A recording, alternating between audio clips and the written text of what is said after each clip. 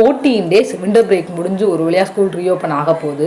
School reopen ஆயிடுச்சேன்னு குழந்தைங்களை விட பேரண்ட்ஸுக்கு தான் ரொம்ப கஷ்டமாக இருக்குது. ஏன்னா 14 டேஸ்க்கு முன்னாடி எங்கள் வீட்டில் கிச்சன் லைட் ஆஃப் பண்ணது, அதுக்கப்புறம் 6 o'clock நான் லைட்டே ஆன் பண்ணுறதே கிடையாது.